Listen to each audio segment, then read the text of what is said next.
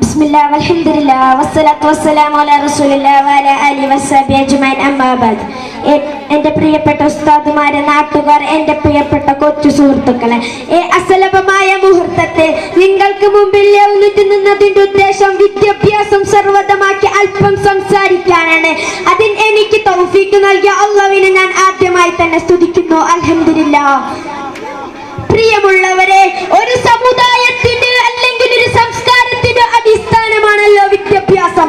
അല്ലാഹു തന്റെ ഖുർആനിക വചനത്തിൽ പോലും തന്നെ ആദ്യമായി പറഞ്ഞത് ബിസ്മില്ലാഹിർ റഹ്മാനിർ റഹീം, ഇഖ്റ ബിസ്മി റബ്ബിക്കല്ലസീ ഖലഖ്. നബിയേ, താങ്കൾ വായിക്കുക, താങ്കളെ സൃഷ്ടിച്ച റബ്ബിന്റെ നാമത്തിൽ വായിക്കുക. ഒരു ഖുർആനിക വചനത്തിൽ പോലും നമ്മോട് പറയുന്നത് വിദ്യാഭ്യാസത്തിന്റെ മഹത്വത്തെ കുറിച്ചാണ്.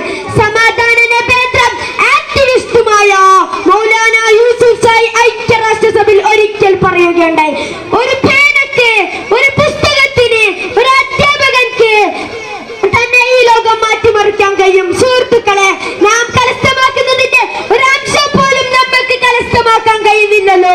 നിങ്ങൾ ഒന്ന് ചിന്തിച്ചു നോക്കൂ. വാട് കൊണ്ടും രക്തം കൊണ്ടും കീഴടക്കിയ ഒരേ സമയം, അതേസമയം അറിവും നിറം കൊണ്ട് ലോകം തന്നെ പ്രചരിക്കുന്നു. ഇത്രയും പറഞ്ഞ എന്റെ കൊച്ചു പ്രസംഗം നിർത്തുകയാണ്. അസ്സലാമു അലൈക്കും വറഹ്മത്തുള്ളാഹി വബറകാതുഹു.